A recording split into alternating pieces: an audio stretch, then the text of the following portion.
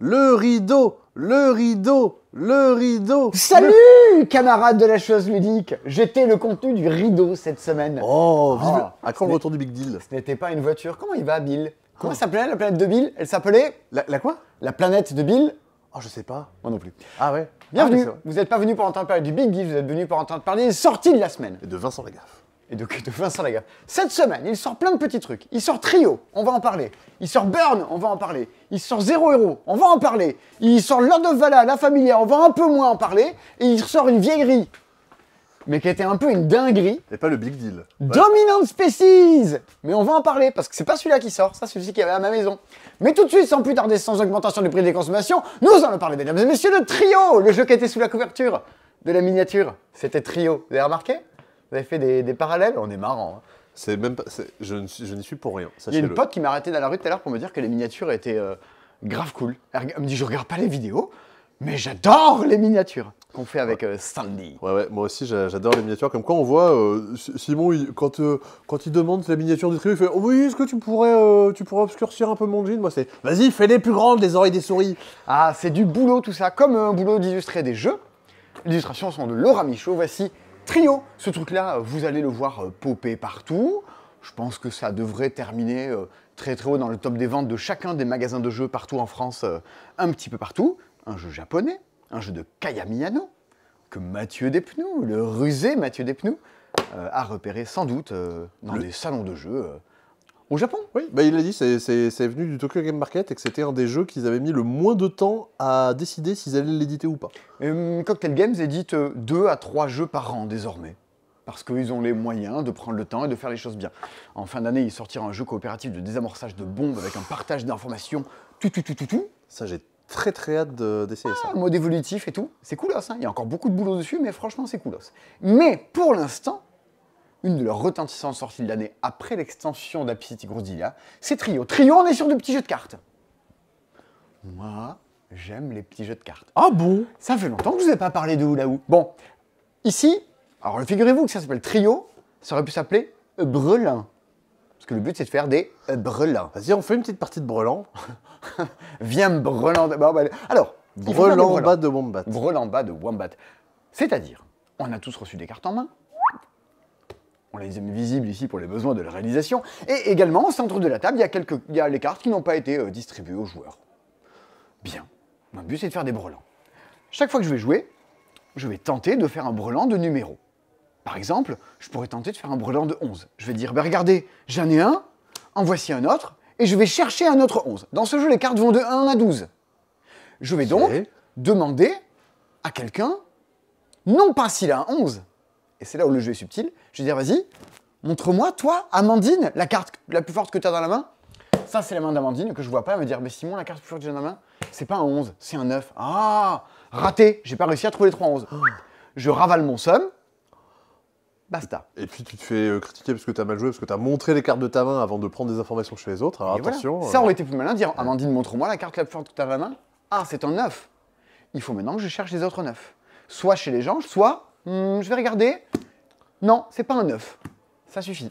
Fin de mon tour. Il faut à chaque fois tenter de faire un trio. Typiquement, pour le joueur qui est ici, ça risque d'être beaucoup plus simple. Admettons que je sois Sébastien. Je vais dire, Baptiste, montre-moi la carte la plus forte dans la main. Baptiste monte son 12. Et hop, et coucou. Oui, parce que c'était mes 2 cartes les plus fortes que j'avais dans ma main. J'ai réussi à faire un trio. Moi-même. Désormais, Amandine ne le sait pas encore, mais ma carte la plus forte dans la main, c'est le 9. Moi, je sais qu'Amandine en a un. Je vais pouvoir dire, j'en ai un. Amandine en a un. Où est l'autre? En l'occurrence, il est ici. Et il ne pourra être rentré en jeu que lorsque il y aurait un trio de 3, un trio de 5, tout ça. Alors par contre... Et dans le jeu, il y a une carte un peu plus magique que d'autres. Bah tiens, le voilà. Le voilà, c'est le 7. Ce qui s'appelle trio, le but est de faire 3 trios. Si 3 fois dans le jeu, vous réussissez à faire des trios, vous avez gagné. Mais vous gagnez aussitôt si vous arrivez à faire un trio de 7. Sauf que c'est un peu plus chaud de faire un trio de 7 parce que d'abord, pour pouvoir faire en sorte de les demander aux gens, montre-moi ta carte. Vous pouvez demander que la plus grande, que la plus petite. Eh bien, il va falloir creuser leurs mains. À dire, vas-y, joue tes 3, joue tes trucs, machin. Ou alors, peut-être avec un peu de chance, ils sont au centre de la table. Mais bon, c'est pas dit que vous y arrivez facilement. Vu le succès que devrait avoir le jeu, je pense que statistiquement, au vu du nombre de parties qui sera joué, voire au vu du nombre de parties que Christy va jouer... C'est comme les gens qui Ah oui, tous oui. les 4 matins disent c'est bon, j'ai eu les 4 sirènes, tout ça, et qui font un post. Donc il y en a 8 par jour en ce moment sur tous les communautés Facebook, etc. et les stories Instagram. Et de la même façon, je pense que le premier tour, quelqu'un dira, alors, là, il y a un 7, là, il y a un 7, là, il y a un 7. Bon, bah, premier tour, j'ai gagné. Voilà, Je pense que statistiquement, ça va arriver. Oui, bah forcément, c'est la loi des grands nombres. Ouais, ouais. Quand ils jouent toi chez toi, ça arrive pas. Mais sur 100 000 parties jouées chez les gens, ça pourrait arriver. Tu sais combien de parties Christy a fait de trio, là, depuis qu'on a reçu une boîte il y a peut-être 2 mois? Je sais pas, elle joue qu'à ça. Ouais, ouais. Je dirais Monsieur Bobo. une vingtaine. Elle en a fait 40. Elle a passé la quarantaine. Oh la vache! Enfin, la quarantaine, en termes de... Elle a passé la quarantaine de parties de trio, pas la... Sachant qu'il y a 2 modes de jeu à trio. Eh oui. Ce petit mode de jeu très simple, qui demande un peu de mémoire. C'était quoi ta carte la plus grande déjà? Remontre-moi.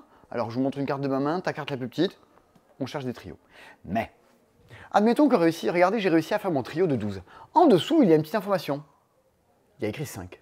Eh ben, mon but du jeu reste toujours, si je veux, de faire 3 trios, très bien. Mais je gagne aussitôt si je fais un trio de 12. Et que j'arrive, moi, à faire le trio de 5. Ouais, ça, C'est la variante picante. la variante piquante. Mais je gagne pas si je fais ton trio dans la variante piquante. Ah ouais. Il faut forcément que j'ai 2 trios qui soient compatibles. Moi, j'aurais fait 3 trios quand même. La dernière fois, j'avais fait 3 trios et c'est le 3e dans lequel j'avais fait mon piquante. Et c'est ce qui fait un peu tout le Tout le piquant du jeu, piquant bien sûr. Du jeu. C'est 13 €. Ouais. Et ça peut jouer par équipe aussi. On peut C'est jouer en 3-6 binôme, joueurs. Alors, autant le mode de jeu normal est vraiment chouette. À jouer en équipe, c'est trop bien. Moi, je déteste parce que je me suis fait insulter par mes collègues parce que je joue mal. Ça fait... tu es nul! Ça fait très longtemps que j'ai pas joué en équipe. À chaque fois, on y joue indépendamment, mais j'ai trouvé la version en équipe mieux. Chaque fois que tu fais un trio, tu échanges une carte avec ton coéquipier. On est d'accord Oui. là-dessus? Oui, tu peux donner des informations comme ça. C'est ce qui m'avait semblé redoutablement bien. 3-6 joueurs. 3, ça marche très bien. 6 en équipe, ça marche encore mieux. 4-6. C'est 13 €. Ça, dans tous les festivals du jeu, à l'Alchimie du jeu, évidemment, au festival du jeu, il y sera. Vous pourrez jouer à ça. Quel bonheur de pouvoir jouer à ça sur un festival. Ça s'explique en 3 minutes, c'est malin. Vous avez envie de faire une revanche. Le jeu est quand même assez agaçant. Vous passez à pas loin d'avoir demandé la bonne carte à la bonne personne. Vous avez cette envie de revanche. On en parlait beaucoup avant de tourner la vidéo avec Sébastien de qu'est-ce qui fait qu'un jeu qui, somme toute, peut paraître très bête, juste un jeu de cartes, qu'est-ce qui fait que ça, on le sent plus recommandable que d'autres. On fumait la pipe et on buvait des whisky on the rocks en discutant dans des fauteuils avec Oui. un feu de cheminée. Et donc, peux-tu m'expliquer la différence entre un hula hoop pour toi et un Exploding Kitten? Je ne vois pas, pour ma part. Il n'y a pas de chat là où. Voilà. Mais c'est ça. Mais, moi, je ne demande rien d'autre à un jeu que d'être amusant et que d'avoir, comment dire, faire en sorte qu'il y a une intention. Ça, c'est, je joue aux cartes avec des potes, c'est vaguement malin et je me marre. Quand j'y joue, je joue des cartes avec des potes, c'est vaguement malin et je me marre. Du coup, go, allez-y, ce que ça propose, ça le fait super bien. Et c'est là que tu vois que c'est beau, toutes les illustrations vont bien. C'est adapté. Qu'est-ce que c'est agréable à jouer. Et oui, c'est adapté au gaucher. Les cartes, elles ont un format un peu atypique parce qu'elles sont plaisantes à manipuler. Les couleurs, tu les montres, bram! Regardez-moi ça, c'est un 11. Il est méga vert, ça te pète à la gueule. Du coup, tu t'en rappelles, t'as plein d'éléments graphiques qui font que tout est agréable à jouer, à manipuler. Et ce qu'il faut noter aussi, c'est que vraiment, la règle est toute simple, c'est ça, vous le faites jouer vraiment à tout le monde, à vos parents, enfin, c'est voilà. vraiment intergénérationnel. Et attention, il y a aussi une petite précision qu'on va pouvoir voir en zoomant sur une boîte. Vas-y. C'est ça la précision que tu veux montrer aux gens. Et oui, c'est fabriqué en France. Voilà. Sachez-le, ça a beau valoir que 13 €, ça reste quand même fabriqué de façon assez locale. Ok, du coup, youpi, bingo, franchement, trio, très bien. Et c'est pas, comment dire, un jeu n'est pas forcément excessivement bien parce qu'il est facile à vendre. Parce que trio, franchement, tout le monde peut y jouer, quoi. Oui, On parlera à la fin de la vidéo de Dominant Species. Je trouve ça excellemment bien, mais c'est pas non plus un best-seller. Mais c'est pas parce qu'on a un magasin qu'on est censé adorer le jeu parce qu'il est facile à vendre ou pas. D'ailleurs, on a tourné, il y a fort longtemps, une vidéo qui a publié pas sur notre chaîne, mais sur la chaîne de Jean-Michel Grosjeu, qui s'appelle pas du tout Jean-Michel, mais qui est plutôt très gros jeu.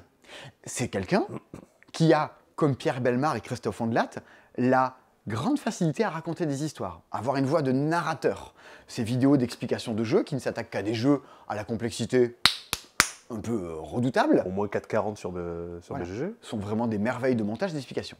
Il y a fort longtemps, sur la chaîne principale, alors qu'on était en plein confinement, j'avais tourné une vidéo qui s'appelait « Les jeux les plus compliqués au monde », dans lequel je vous parlais de Rhythmomachi, du bridge et d'un jeu qui est une vieille version un peu de ce que pourrait être Mage Knight, mais vraiment, c'est pas lui rendre honneur de dire ça, qui est Magic Realms, un jeu d'aventure dans un royaume.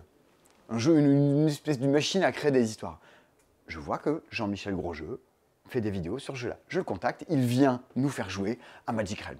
Et ce qu'a publié aujourd'hui Jean-Michel Grosjeu sur sa chaîne, c'est la vidéo dans laquelle Erwan et Amandine jouent avec lui à Magic Realms. Franchement, allez voir ça. C'est pas ma vidéo, c'est pas ma vidéo. C'est bon, on est dedans, mais c'est pas ma chaîne, je m'en fous déjà. Pour le boulot qui a été fait par Jean-Michel, c'est extraordinaire, mais surtout, sur un jeu qui, c'est 300-400 pages de règles. La vie de règles, c'est 7h30. Vous regardez ça, comme un peu une aventure, comme les tabletops de Will Wheaton à l'époque. C'est un bonheur à regarder. C'est hyper bien monté, et même si vous ne comprenez rien au jeu, vous comprenez tous les enjeux de ce qui se passe autour de la table. C'est d'ailleurs le propos de la fin de la vidéo, regardez les 15 dernières minutes de la vidéo, où Jean-Michel explique, avec des mots très clairs, qu'est-ce qu'il fait que pour lui, ce jeu-là est bien plus fort que plein d'autres choses, ce que moi j'ai tenté d'expliquer au travers de la chaîne sur des jeux comme Battlestar exactement. Je ne vais pas redire ces mots, vous irez voir. C'est quelqu'un qui explique très très bien ce que sont les jeux. Je surkiffe le boulot qui a été fait sur cette vidéo-là, et la partie avec Amandine, Erwan et Jean-Michel est un délice de ce qui se peut se passer en vidéo. C'était trop bien. Voilà, c'était le point les petits jeux et les gros jeux, avec Jean-Michel Grosjeu et Trio. Elle était très bien cette vidéo. Elle était sur très les bien. Sur les jeux compliqués. Ah, ouais. Ah oui, en plus. Il y avait Battle for North Africa aussi. Ah ben oui, Campaign, ouais, c'est. Ouais. Et oui. il y en avait un dernier. C'est des jeux qui ont été créés pour ne pas être, même pas être édités. C'était quoi le dernier? C'est le Bridge, le Il y dernier. avait le Bridge, Rhythmomachi, Magic Realm. Ah oui, ça fait 5. Ouais, Ah voilà. mais non, c'est 4. Ah, Il il y en en avait manque. un cinquième, je pense. Bah, il faudra la regarder. Je Bah mettrai des liens. Vous irez voir ça. C'était je m'étais éclaté à tourner ça pendant le confinement. Dans un registre de on joue aux cartes et on fait des trios, mais par un autre éditeur, un autre style de jeu. Voici Zéro Héros, édité par Pierre Knick, de Klaus-Jürgen Wrede et Ralph Zurlin 2. Oh, tu as fait O sur Klaus-Jürgen Wrede car Bah oui, c'est l'auteur de Hop, c'est plié, bien sûr. Oh le mec, oui, et de 12 milliards d'autres jeux. Et Ralph Zurlin 2, c'est l'auteur d'un jeu qui est sorti il n'y a pas longtemps, qui peut avoir des réminiscences avec ce jeu-là, qui est Triqueta. Un jeu qui me rappelle une miniature de vidéo d'un C'est la vie, qui est sans doute une des plus belles miniatures de l'histoire de la chaîne. Heureusement que je suis déjà en couple, bordel. Bordel, sinon vraiment. Ah là là. Alors, Zéro Héros, on est sur un petit jeu de cartes des familles, dans lequel votre but est de récupérer des cartes colorées. Regardez, c'est des cartes, et elles sont colorées. Oh, elles sont très colorées. Très colorées. Elles ont des numéros qui vont entre 0 et 4, bien. Vous verrez par quel truchement. Vous allez récupérer des cartes au fur et à mesure du jeu. Idéalement, vous voulez en récupérer soit une, parce que vous marquerez les points qui sont dessus. Alors attention, vous avez récupéré un 4, vous marquerez 4 points. Dans les bleus, vous avez récupéré un 0, vous marquerez 0 points. Dans les saumons, vous avez récupéré juste un seul 3, vous marquerez 3 points. Bien. Également, si vous en récupérez 3, vous multiplierez les cartes entre elles, grosso modo. Ici, Sébastien, combien j'ai de points? Ben, les deux plus grandes, c'est 2 et 3, donc 2 x 3, ça fait 6, j'ai 6 points. Bravo, félicitations. Waouh. Sébastien, combien j'ai de points? Eh bien, j'ai pas 3 cartes, j'ai pas une carte, donc j'ai le sum, j'ai 0 points. 0. Soit une, soit 3. Le reste, ça ne vous intéresse pas. Bien, d'accord. Comment ça va marcher cette histoire? Au centre de la table, il y a un peu comme chez Sophie d'avant, où vous avez le truc avec des box là aussi, tu ouvres, il y a des lots. Et tu peux acheter un lot. Tu vois? Ah oui, les comment ça s'appelle, Storage Wars. Exactement. Sauf que là, c'est... Allez voir mon pote pour savoir s'il s'y connaît en timbre-poste des années 80. Oui, c'est exactement ça. Mais quelle émission de merde. C'est incroyable. Là, cette fois-ci, le lot, il est visible et vous dites, peut-être ça peut m'intéresser ou pas, cette histoire-là. Bien. Vous avez... ça, c'est la monnaie du jeu. On dirait des petites pastilles. Mais bon, c'est encore autre chose. Vous avez deux possibilités. Acheter ou prendre de la thune. On est d'accord là-dessus? Tout à fait. Si vous voulez acheter, ben figurez-vous que vous voulez acheter ça, par exemple. Ça serait très con, parce que ça vous ferait une 4e carte saumon. Eh bien oui. Donc, vous n'allez pas faire ça. Vous allez vous dire, oh, je veux acheter ça, par exemple. Eh ben oui, parce que ça vous ferait une 3e carte citronné. Bien, il y a 4 dessus, ben, ça veut dire que ça coûte 4 à acheter. Eh, c'est bien fait. Donc, vous allez dire 1, 2, 3, 4. Ah ouais, tu rajoutes directement au prix. Ouais, et tu prends ça chez toi. Hop, on met des trucs, et c'est de nouveau re-rempli, cette petite somme-là. Ah oui, mais ça, maintenant, là, du coup, ça vaut vite. Ça coûte un bras. Mais ce qui va se passer, c'est ce qu'on a dit. Soit tu achètes, soit tu prends de la thune. Si tu prends de la thune, à ton tour, tu vas récupérer de l'argent directement dans un d'état. À partir du moment où il y a, je crois que c'est 5 ou 4. Ouais, dans un sens qu'il y en a 5. À partir du moment où il y en a 5, tu peux dire, ben là, il y en a au moins 5. Je vais récupérer 2 thunes pour mettre dans ma banque. Si tu avais voulu récupérer ici de l'argent, ben, tu n'aurais pris qu'un. Mais, par ce truchement, ça fait baisser le prix. Ça peut du coup rendre la chose plus intéressante pour les autres. Eh oui. Ou pour toi-même, si on te le laisse encore pendant un tour. On est sur cette espèce de petit jeu d'opportunisme, qu'est-ce que je prends? Et puis au fur et à mesure, tout ça, ça commence à se remplir. Et bon, il va falloir faire gaffe. Est-ce que je veux celle-là? Ah, mais elle est en même temps que celle.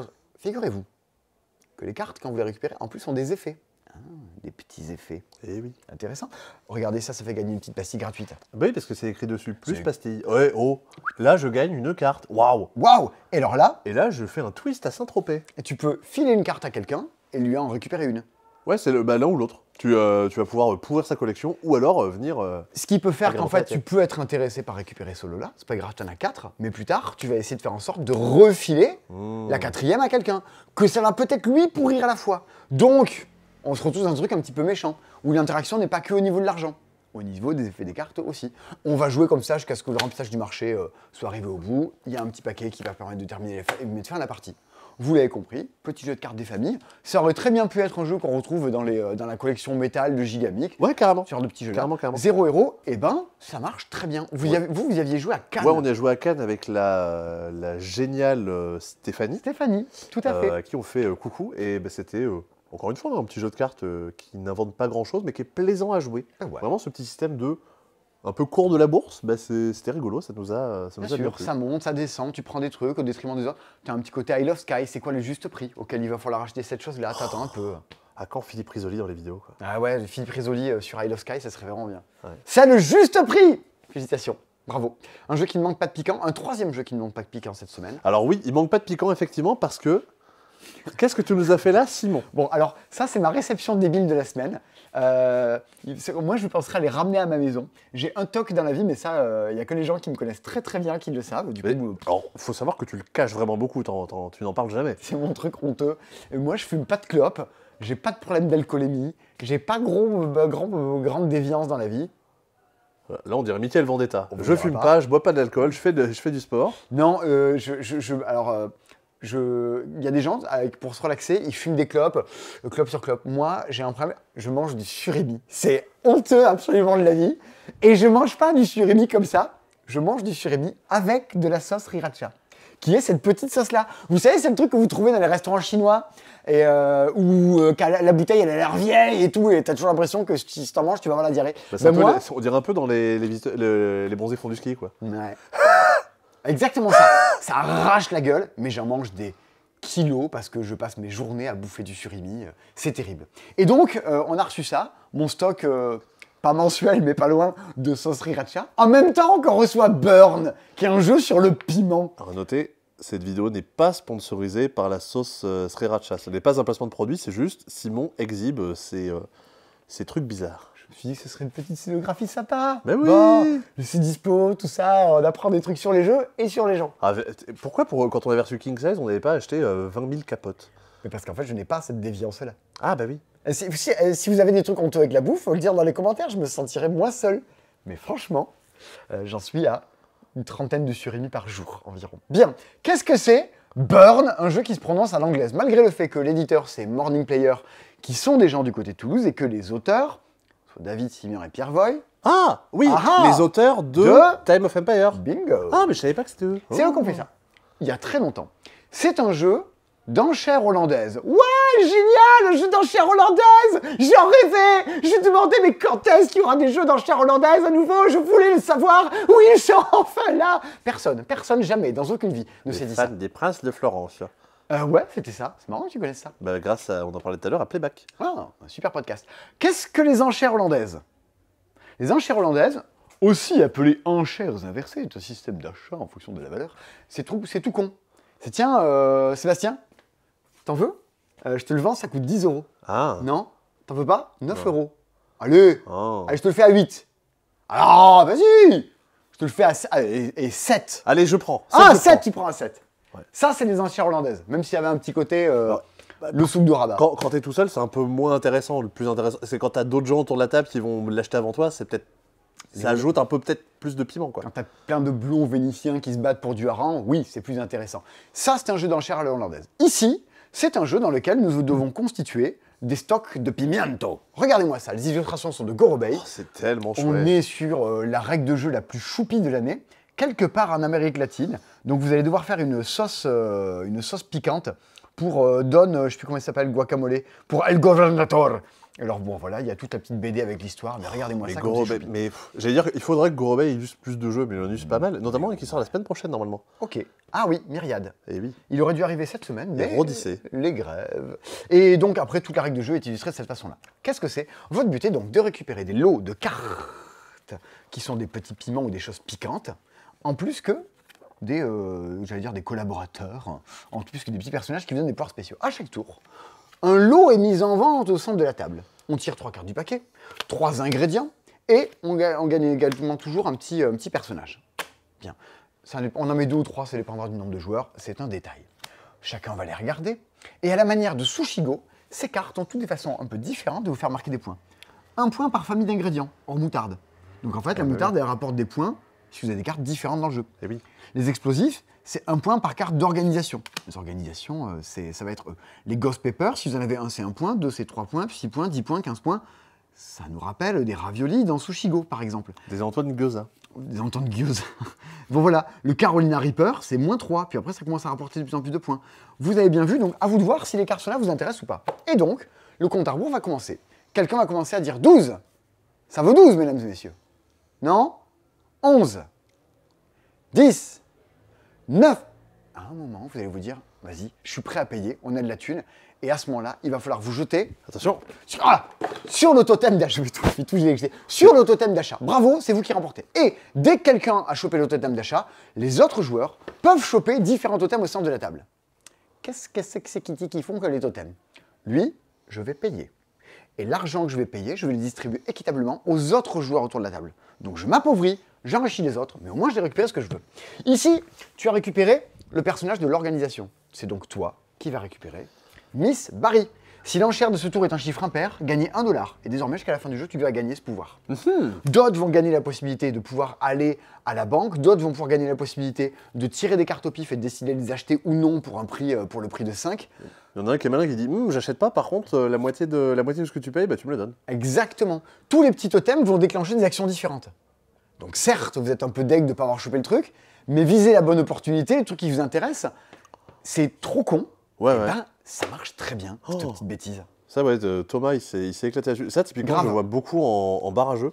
Enfin, Mais bien sûr. je vois beaucoup, je l'imagine facilement. En fait, tu as un côté Sushigo, avec du Jungle Speed à l'intérieur, avec des cartes des pouvoirs spéciaux, des totems complètement cons. L'édition, bah, c'est Morning Player. Vous, chacun qui ont une histoire un peu compliquée dans leur vie, c'est les gens qui faisaient Sight au tout début, qui avaient chopé les droits. Mais c'est surtout pour moi les gens. C'était eux. C'était eux. J'ai oublié que c'était ce nom-là. Qui avait fait Between Two Cities. Oui, qui avait des stands délirants à Essen et tout. Enfin bon, c'était un peu l'exemple de la start-up qui débarque dans le monde du jeu. Mais il en reste quelques jeux quand même qui pour moi tiennent grave la route, à savoir Red Panda de Romaric Gallonier. Moi je trouve ça trop bien Red Panda et on avait fait plein de vidéos justement pour en parler. Et ben Burn, ça fait des années que ce jeu existe et qu'il doit sortir. Et il est enfin sorti. Et c'est très cool. Et dedans, vous avez du coup des petits autocollants de Red Panda et des personnages de Kill the Unicorn, que était un jeu qu'ils avaient fait aussi dans cette collection-là, sur lequel je suis plus réservé en termes de qualité ludique. Mais toujours pareil en termes d'édition. Et puis en termes de Trop message, fort. quoi. Tuer les licornes, toi, c'est pas trop une valeur que tu veux défendre. De tuer les licornes? Ouais, non, ça te. Je préférais tuer des chats. Mais bon, écoute, on peut pas être partout tout le temps. Donc voilà, ça c'est Burn. C'est très atypique. C'est ok. C'est 28 €. Mais à la vue du matériel qu'il y a dedans, et puis c'est toujours pareil, il vaut mieux jouer à 28 € auquel vous avez envie de rejouer plusieurs fois qu'un jeu à 10 balles où vous rejouerez jamais. C'est mon avis sur la question. Voilà. Faudrait que tu fasses un calendrier avec des petites citations tous les jours. Des petits proverbes. Comment ça s'appelle? C'est l'éphéméride? Ouais, ouais. Ah ouais, Blue il pourrait faire ça. Il pourrait nous faire un éphéméride du passe-temps. Avec tous les trucs débiles qu'on peut dire au fur et à mesure de chaque dispo. Moi, en tant que canard. Voilà. Et ben, on a avec Trio, Zero Hero et Burn, des choses qui nous semblent être les jeux donc, que vous vous approprierez le plus, on pense, dans cette vidéo, du moins les choses qu'on a envie de vous défendre à la plus grande échelle. Et Tout le reste, c'est de la merde. Non, c'est pas ça que je voulais dire. c'est pas tant ça. C'est qu'il y a des choses qui ont un fort, moins grand potentiel commercial. Encore que moi, j'adorerais que tous les gens qui rentrent dans ce magasin disent « Bonjour, on voudrait vous acheter un 2 millions de Species ». Mais Ça, bon, c'est le patron qui parle. 2 millions de Species. Mais non. Ah oui, parce que c'est plus cher. Allez. Ah ouais. Ah non, même pas. Je pensais même pas à ça. Non, c'est un jeu que tu as l'air de beaucoup aimer. Non, mais dans ces jeux-là, il y en a. Enfin, dans les jeux de cette semaine, je pense qu'il y en a aussi un qui devrait quand même bien fonctionner. Ah ouais? C'est quand même. C'est le Club Dial, tu vois. On en a eu la semaine dernière, on en a double dose cette semaine. Ah, du Club Dial. C'est un tout petit jeu à 7,50 €, à 8,50 €. Eh oui. Ils ont augmenté à un moment l'inflation. Voici Excursion dans la vallée de la mort. Oh, oh, oh, de la mort, la la la la. Kevin Ellenbourg. Quelqu'un connaît? Ben non, Il est dans les commentaires? bah je pense pas. Hein. Pas pour l'instant, mais peut-être. Si vous connaissez Kevin Ellenbourg, rabattez-le. À combien de degrés d'éloignement on est de Kevin Ellenbourg? Je pense. Moi, je connais le patron de Matago, qui Ouais. doit connaître Kevin Ellenbourg. Ah, tu penses? Je pense. Je suis à 2 coups de Kevin Ellenbourg. Excursion dans la vallée de la mort, c'est le nouveau petit Buttonshire. Et bien encore une fois, c'est très bien cette petite bêtise. Alors, 1 ou 2 joueurs, solo ou à 2. À 2, c'était très bien. On est sur un jeu dans lequel il faut prendre des risques. Tu vois, on est sur un jeu d'exploration de la vallée de la mort. On est sur, pour qui aime un peu le game design, des jeux dans lesquels sur chacune des cartes, il y a plusieurs informations, plusieurs façons de les jouer. Grosso modo, à chaque tour, vous avez une petite carte centre de la table qui représente le voyage et vous pouvez décider de la prendre et de la rajouter mais dans votre voyage. Votre ligne du dessus, c'est là où vous êtes en train de vous balader. Alors, par contre, désolé, hein, mais Ouais. qu'est-ce que c'est beau! Ah oui, désolé, excuse-toi. Non, mais c'est. Excuse-toi, désolé, Sébastien. je m'arrête un peu, mais je pense que c'est le microgame le plus joli pour l'instant. Et Smithon, c'est joli aussi quand même. Ouais, ouais, ouais. Ah, on va faire un classement des microgames les plus En jolis. dernier, Agropolis. Voilà. Chaque fois qu'on va jouer. Probablement. Oh, Stew aussi, hein. Enfin, à table. Ouais. Chaque fois qu'on va jouer, donc on va venir récupérer une carte, soit pour la mettre dans notre voyage, soit pour la mettre dans notre album, qui est le petit truc juste en dessous. Sachant que les petites étoiles. Ah bah, la carte, déjà, pour la mettre dans ton album, bah, il va falloir d'abord la mettre dans ton voyage. Ah, c'est après, tu Dans peux la un faire second temps, passer. tu la transitionnes. J'ai joué il y a un mois et j'avais déjà bu 2 pintes. Alors s'il vous plaît, un peu de respect pour les gens qui oublient les règles de jeu parce qu'ils ont trop bu. Virginie de Pinte? Virginie. La carte peut très bien ne pas vous intéresser. Vous pouvez dire, moi en fait, je prends des risques. Je vais prendre celle-là à la place et voilà, vous allez vous la cogner à l'intérieur de votre truc. Et là, eh ben juste, on n'a pas préparé l'exemple, mais ça marche très bien. Mais vas-y, c'était naze. Regarde, Parce il que, y a 3 soleils, on dirait que t'as gratté un de millionnaire. nouveau, il y a une histoire de trio qui fait chier. Vous voulez pas vous balader 3 fois dans le même carte qui ont le même type de lieu.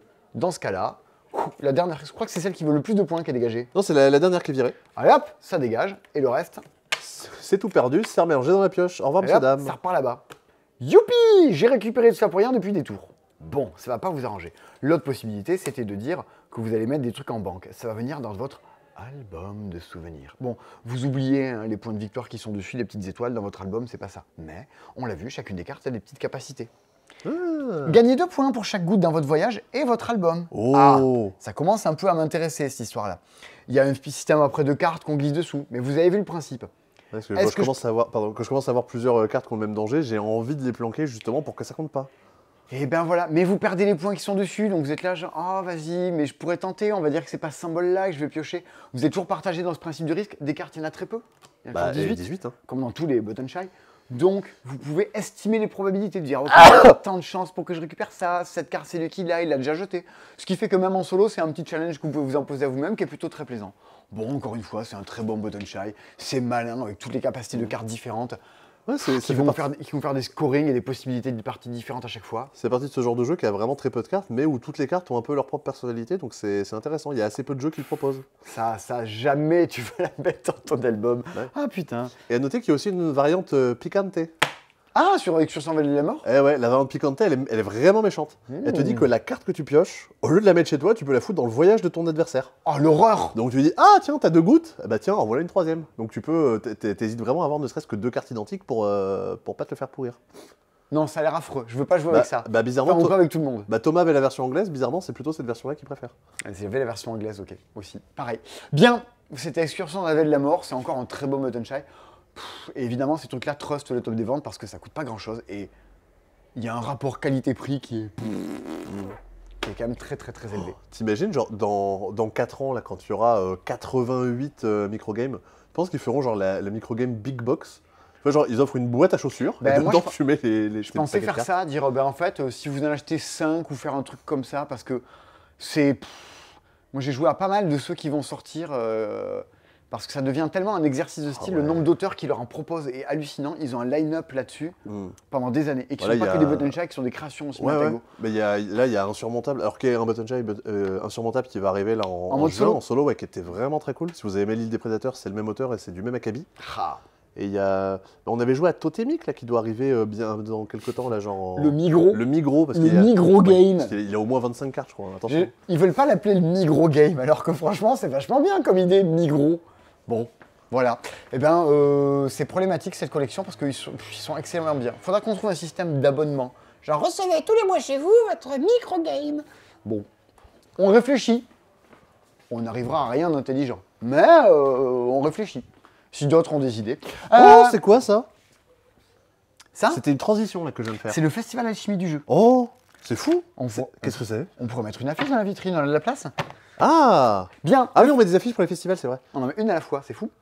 Parce que on n'a pas la place dans la vitrine. Bah ouais. Bien, le Festival Alchimie du jeu, 20e édition. On a des flyers, si vous voulez poser des flyers dans votre boîte, dans des trucs, dans les boîtes aux lettres des voisins, si vous voulez klaxonner dans la rue à pas d'heure, eh ben, vous pouvez venir au passe-temps. On a essayé ici que sont stockés les flyers pour le Festival Alchimie du jeu. Mais c'est Steve qui vient de passer, il dit venez à l'alchimie. Venez à l'alchimie, Réfléchir, venez, c'est venez, tricher. venez. Bien, donc vous pouvez venir faire ça. Hop, je mange un bonbon parce que je vais vous parler de trucs quand même assez...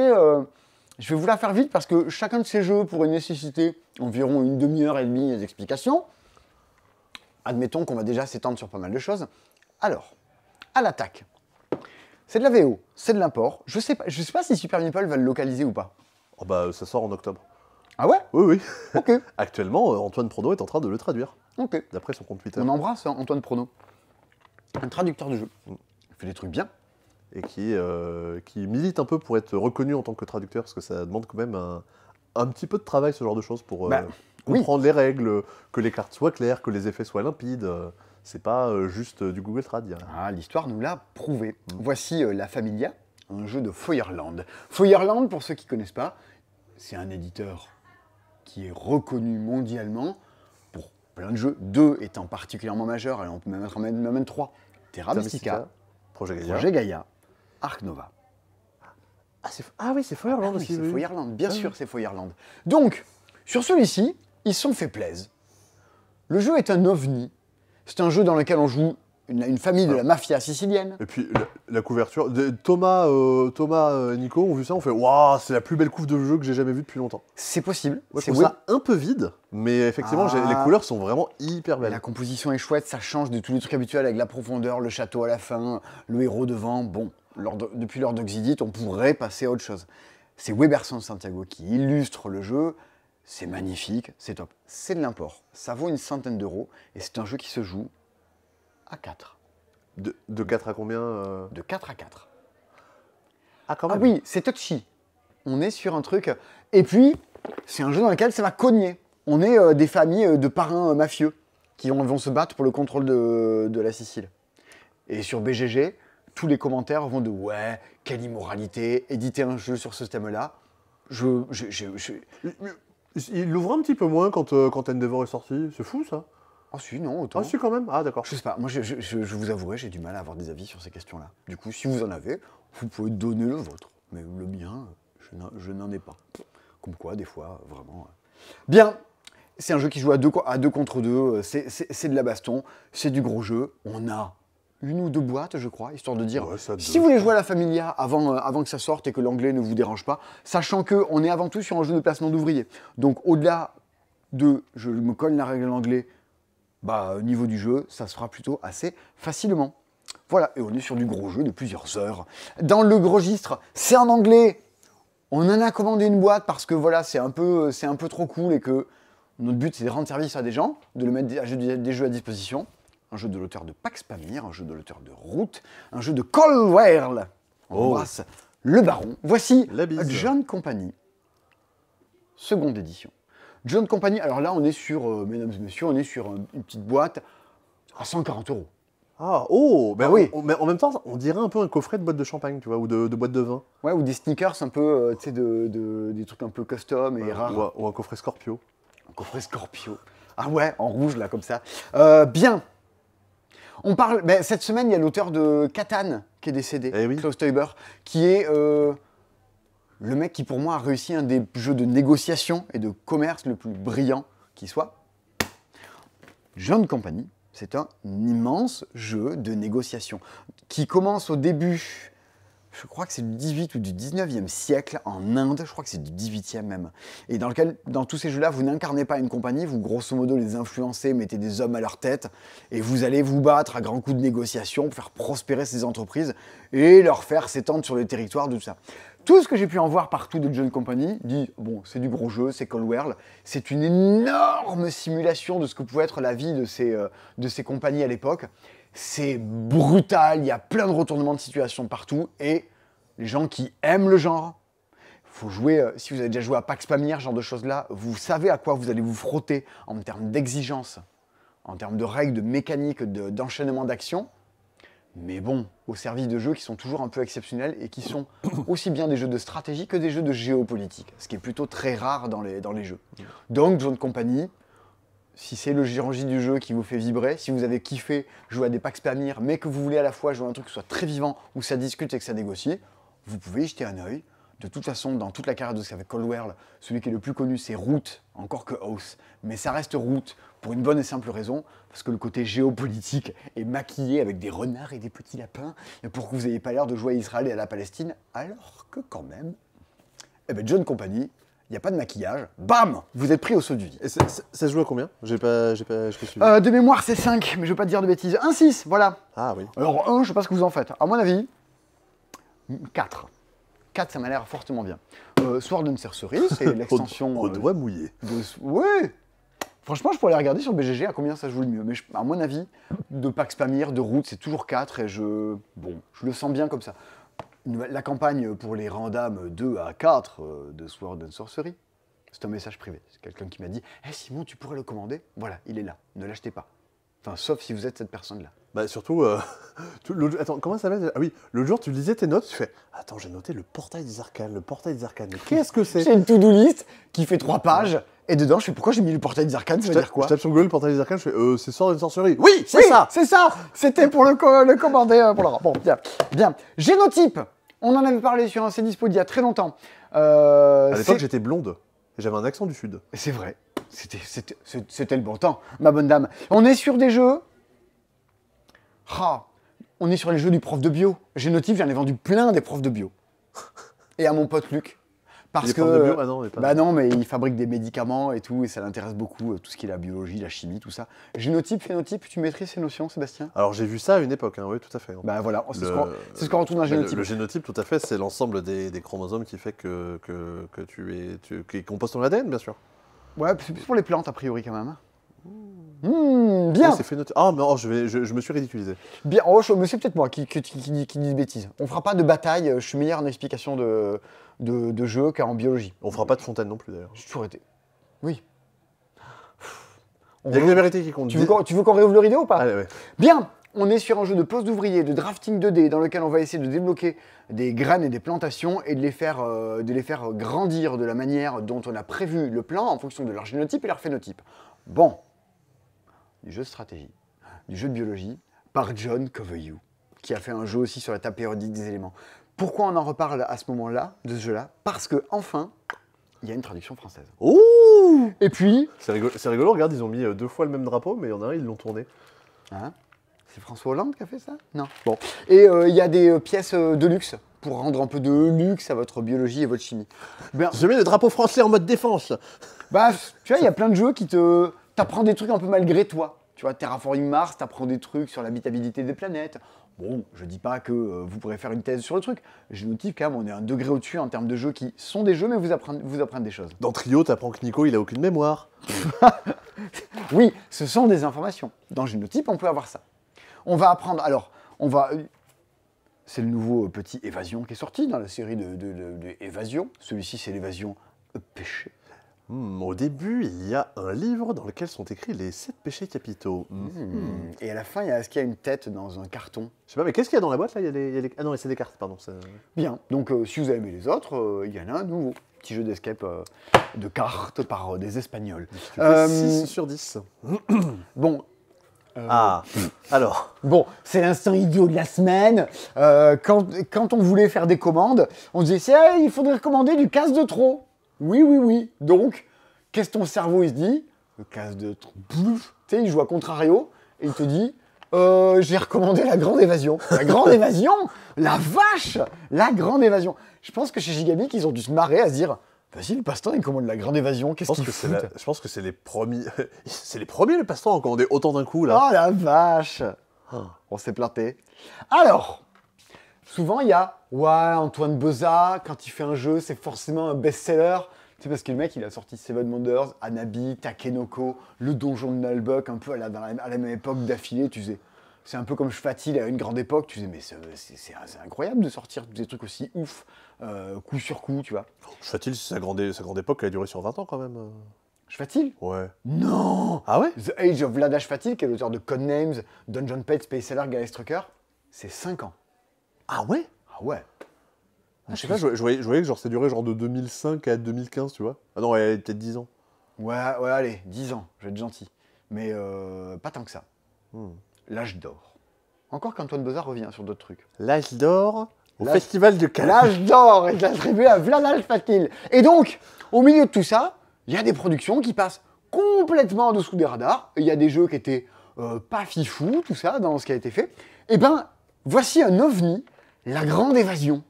La Grande Évasion est un jeu sur le dilemme du prisonnier. En fait, il y a un petit plateau au centre qui sont des moyens de s'évader par le sol, par les airs, par une faille dans le mur, tout ça. On joue des cartes face cachée, face visible qui disent c'est plus facile, c'est plus dur, qui augmentent un peu la difficulté. Et on va tous. Donc, il y a des cartes visibles, donc tu sais que là, quelqu'un a mis une carte qui ça va être plus facile de s'évader là. Quelqu'un a mis une carte qui ça va être plus dur, c'est des plus 1, moins 1, des moins 2. Et après, on va compter jusqu'à 3. 1, 2, 3. Et avec notre main, on va montrer un endroit par lequel on tente de s'évader. Retourner toutes les cartes qui sont jouées et voir s'il y a moyen de s'évader par là ou pas. Sauf que parmi nous, il y a des flics. Et dans les gens qui rajoutent des cartes face cachée, c'est aussi bien des prisonniers qui rajoutent des cartes pour dire bah, vas-y, c'est plus facile de sortir par là. Mais il y a des flics qui mettent des horreurs pour dire là, j'ai mis un gros truc, c'est bien difficile et vous n'y arriverez jamais. Et puis vous voulez pas vous évader en même temps que le flic.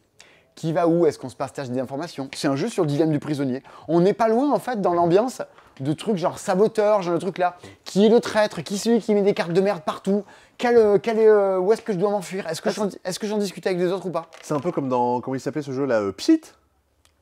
Pchit et Prout? Oui. Ouais. Il y a un autre jeu de Bruno Faduti qui avait été édité par lui-même, une éditeur de loup-garou, qui reprenait un peu ce qui s'appelle Dolorosa, je crois, de mémoire, qui prenait ce principe-là. C'est ce que propose La Grande Évasion.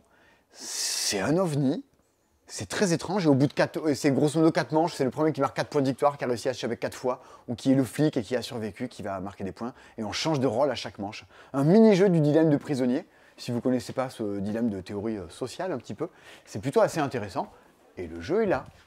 Parce que, bon, ça se vendait pas des masses, mais vu qu'on en a commandé, ben on en a. On fait des bonnes actions aussi des fois. On aide. Si vous êtes éditeur et que vous avez des stocks à vider, Changez le nom, changez de lettres, et hop, on les commandera peut-être par erreur. Tiens, au passage, on nous en demandait souvent, c'est de nouveau dispo, c'est des batteurs de cartes. ah oui, Ah ouais, voilà. ah oui, C'est dispo. des batteurs de cartes. Banne-nous la carte, s'il te plaît. Alors que si vous avez regardé les cassettes de Bernard Billy, ben les cartes, vous sauriez les mélanger vous-même. Oui, merci Bernard. Il y a... Voici... Non, merci Fame Us, pardon. Alors, Voici Lord of Vala, a Dragonbound. C'est chez Légion Distribution qu'on trouve ça. C'est un jeu d'une petite maison d'édition qui s'appelle Draco. Draco Studio, j'allais dire Draco Édition, c'est Draco Studio. Alors, ça rend pas très honneur dit comme ça, mais il faut s'imaginer un petit plateau et des figurines retentissantes à l'intérieur. Si vous avez un âme de joueur d'HeroQuest, ce genre de choses-là, on retrouve à l'intérieur ces éléments-là qui vous font dire « Waouh, ça c'est plutôt sexy ». On est quelque part, c'est un peu Colt Express, le jeu de conquête. Dragonbound. là, je pense qu'il y a des gens qui ont...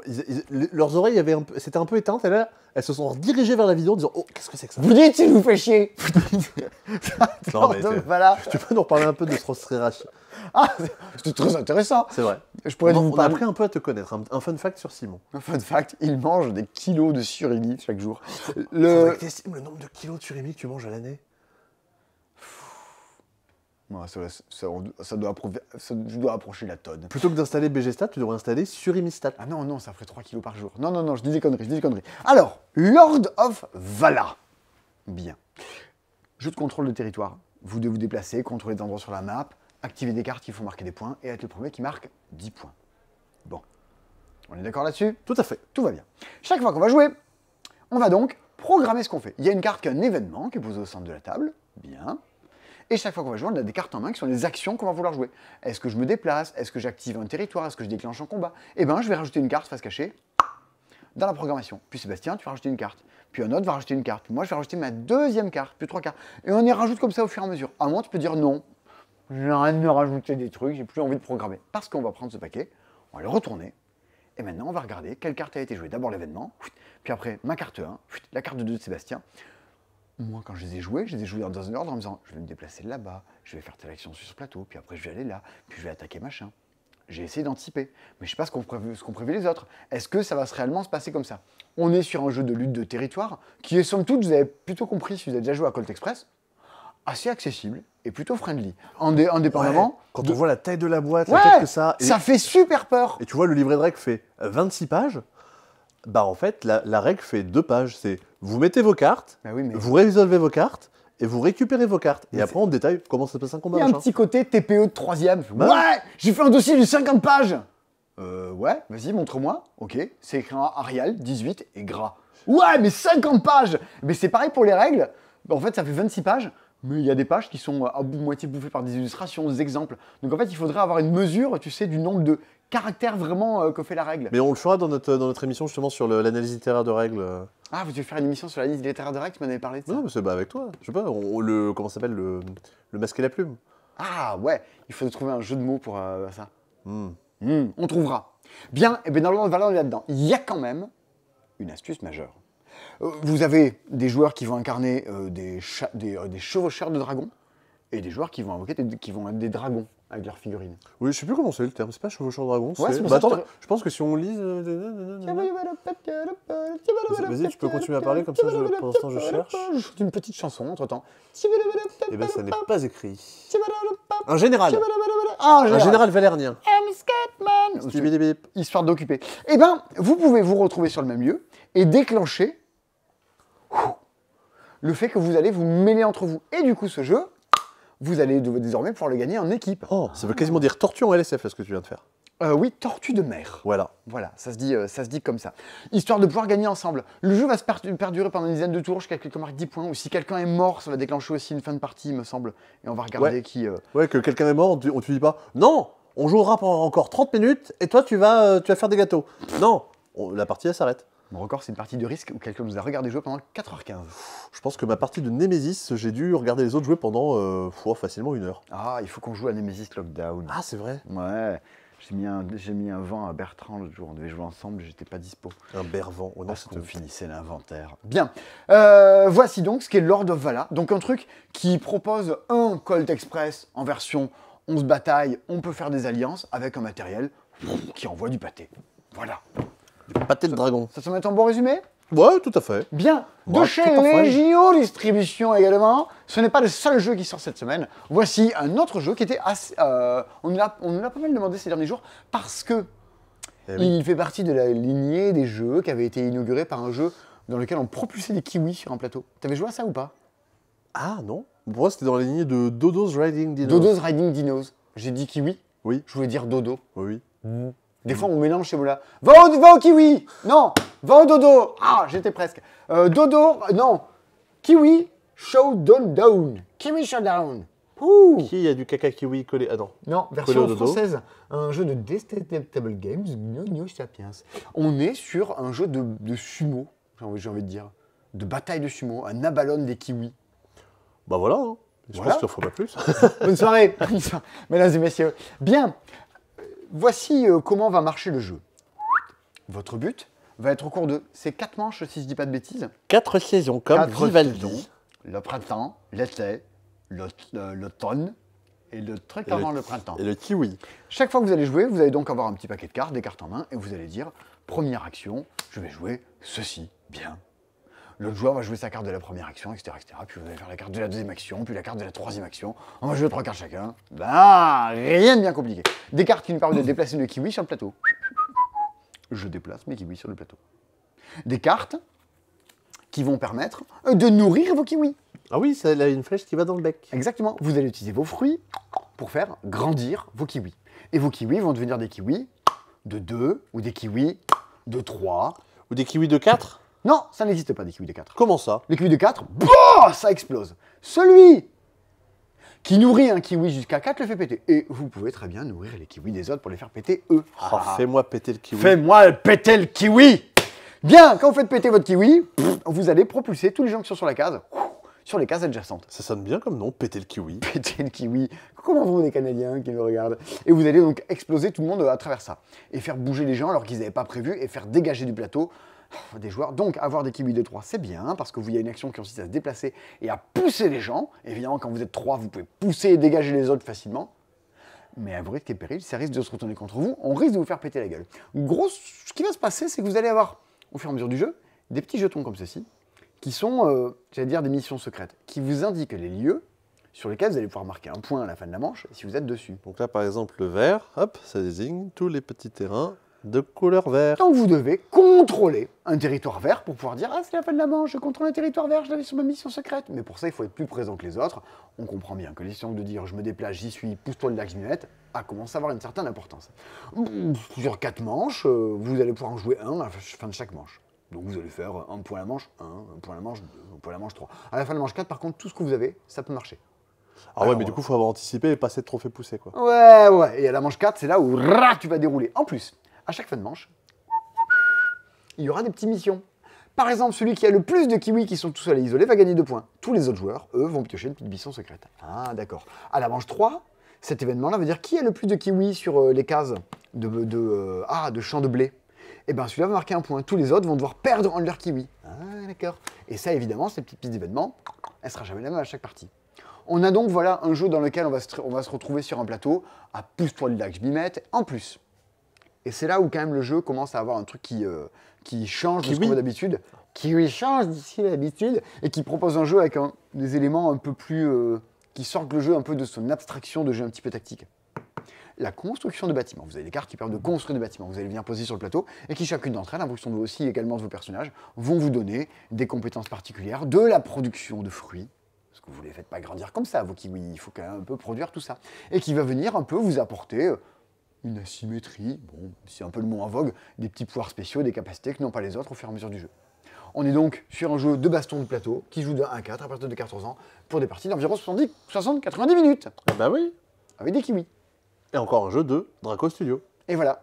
Il reste donc un jeu qui graphiquement pourrait s'apparenter à celui-ci, dans lequel également des espèces vont se battre pour le contrôle de territoire et leur survie. Et ce jeu-là, c'est un jeu tiré à 1000 exemplaires en France. Je sais pas, ça me semble pas beaucoup. En même temps, le jeu est un peu cher et le jeu s'adresse quand même à une niche. Bien. Ah, c'est un jeu, c'est Dog Park? Ouais, c'est le jeu de niche. C'est le moment de parler de Dominant Species, mesdames et messieurs. Un jeu de Chad Jensen édité par GMT. GMT, c'est une maison d'édition américaine qui est spécialisée dans des gros jeux, pas des wargames, mais pas loin. Twilight Struggle. Exactement, qui est sans doute un des jeux leur plus connu. Dominant Species est sans doute, je sais pas, ça doit être dans le top 5 des jeux de chez GMT, quoi. Dans les trucs assez connus et retentissants. Oh, on te voit dans le reflet de la boîte. Ah! Waouh, une intention de réalisation. Waouh! soudain, un effet de réalisation. Waouh. Attention, effet de travelling. Oh. Et voilà, le passé, le présent, le futur. Bon, Dominant Species, Le futur. à partir du moment où vous êtes éditeur et vous avez très peu de boîtes à vendre pour toute la France, vous n'avez pas besoin de communication sur votre jeu. Vous dites, bon, j'ai pas fabriqué grand chose, j'en ai un peu rien à foutre que les gens en parlent, ça se vendra dans tous les cas, on n'envoie pas de boîte de presse aux gens qui les montrent. Très bien, qu'est-ce que je fais? Moi j'avais envie de vous en parler quand même, j'ai pas les moyens, donc je vous ramène la boîte que j'ai à ma maison. Mais je n'ai pas ramené la boîte retentissante, resplendissante, illustrée, mise au goût du jour, avec des petits tokens Des et tout. grosses araignées, des Mais gros oui, serpents. des plateaux ergonomiques, Là, tout ça. montre-moi tes petits chapeaux de sorcier. Moi, je vous ai ramené Tes craies, tes petits cubes verts. ma vieille édition Philosophia un peu dégueulasse que je m'étais acheté avec mes petits sous à l'époque et j'avais pas mal joué. Putain, qu'est-ce que c'est bien ça. Bon, alors, on est sur du jeu dans lequel... Oh non! Quoi? Je viens de montrer, par erreur, je viens de montrer tout notre stock de la Familia.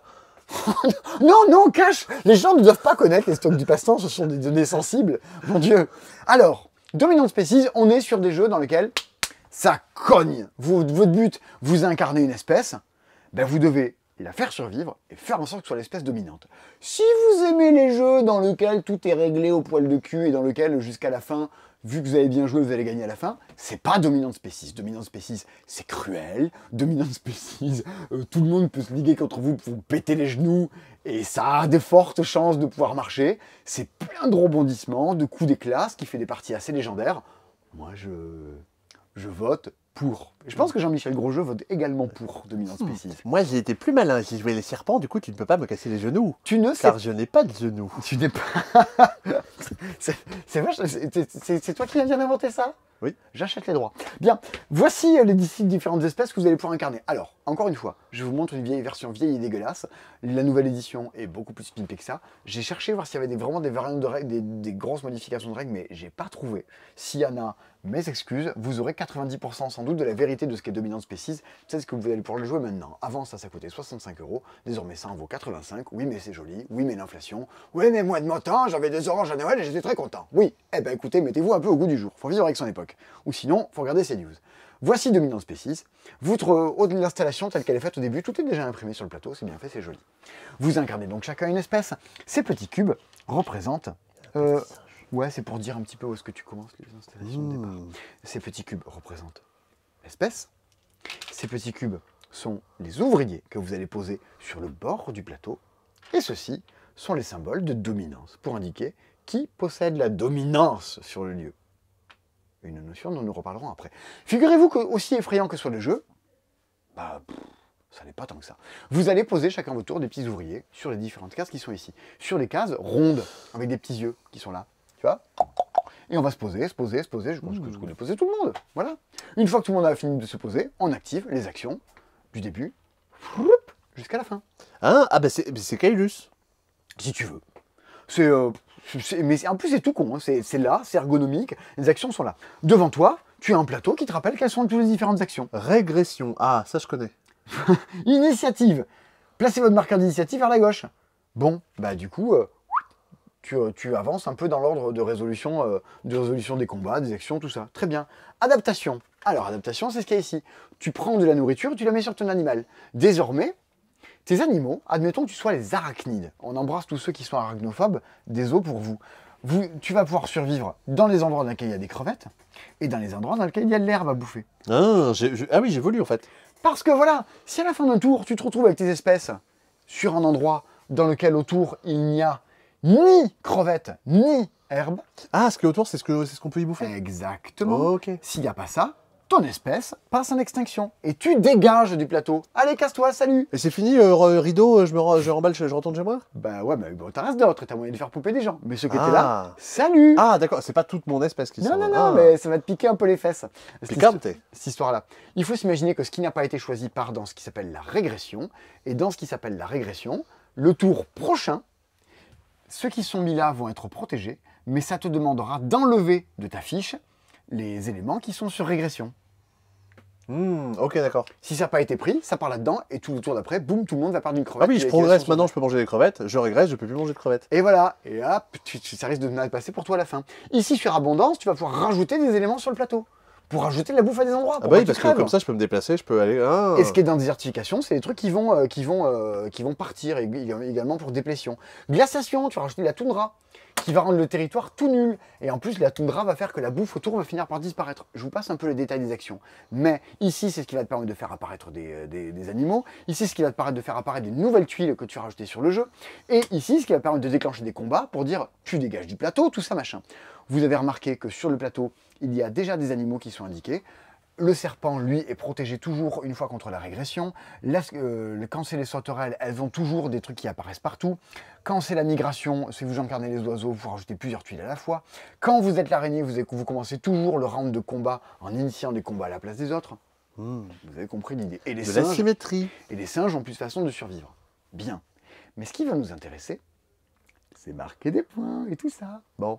Et bien pour ça, à chaque fin de truc, dans ce qui s'appelle la domination, le joueur qui s'est posé en premier va désigner un lieu sur lequel il y a une lutte pour la domination. Et lors de la lutte pour la domination, on va se battre pour deux choses. Premièrement, qui est le plus présent? Admettons qu'on va évaluer cette région-là. Qui est le plus présent? C'est le bleu, c'est les amphibiens. Donc, on va regarder qu'est-ce que c'est comme région. C'est une savane. Bien, alors la savane, il y a 7 points. Pour le joueur bleu, il est le plus présent. Il y a 4 points, du coup, pour les oiseaux, qui sont noirs, et il y a 2 points pour les insectes. Mais, qui possède la dominance? Ah, bah c'est vert, parce qu'il y a un petit chapeau. Exactement, parce que c'est celui qui se nourrit le mieux sur cet endroit-là. Regarde, moi, j'ai 2 herbes. C'est-à-dire que je mange bien de l'herbe. Attends, est-ce que je devine? Ouais, vas-y. Sur mon plateau, j'ai 2 herbes. Ouais. Et autour de cette tuile, il y a 2 herbes aussi. Oui. Donc genre, j'ai 4 points de nourriture. 2 fois 4 2. points de dominance, tout à fait. Si tu es par exemple les amphibiens, bah tu as, ok, tu as 3 Ouais. de bouffe, mais s'il n'y a qu'un symbole, tu n'as que 3 en dominance. Si tu es... Ah, et peu importe le nombre d'espèces que j'ai. Enfin, peu importe le nombre de On spécimens. s'en fout, Ah. le cube. Si tu es les oiseaux, ben... ciao, tu vas dégager, tu vas crever. Parce qu'il n'y a pas de... Oui, mais non, il n'y a pas le blé. Tu te nourris de petites fleurs de coton, et là, il n'y en a pas. Donc, tu restes là pour marquer des points, mais après, tu vas dégager, tu vas repartir dans la boîte, ça lui fallait pas venir. Et alors, je marque quand même les points. quand tu récupères la dominance, et c'est là où le jeu gagne toute sa cruauté et le truc, au début de la manche, on a tiré 5 cartes sur le bord du jeu. Si tu t'es posé là, tu es le premier à déclencher un combat. Si c'est toi qui as la dominance, tu prends une des 5 cartes qui est ici. Habitat, choisissez n'importe quel élément dans le sac et placez-le sur le plateau. Tu vas aller pouvoir chercher un truc de bouffe, le poser, et peut-être faire en sorte de récupérer la dominance in extremis sur un nouveau lieu, tout ça machin. Ah ouais, d'accord. Genre toi, je sais que t'as déclenché... Ah, oh là là. Nocturne, tu veux partir en premier sur la piste d'initiation. Islandis, effectuer immédiatement une action glaciation. Tu vas prendre un lieu et bam, tu vas foutre de la toundra dessus. Et la toundra, c'est dégueulasse, ça rapporte quasiment pas de points, et ça rapporte des points qu'au premier qui est le plus présent. Bah oui. Donc tu vas pouvoir niquer des gens comme ça. L'immigration. Ah, oh là. Chaque animal doit choisir perdre un élément ou perdre un point d'action.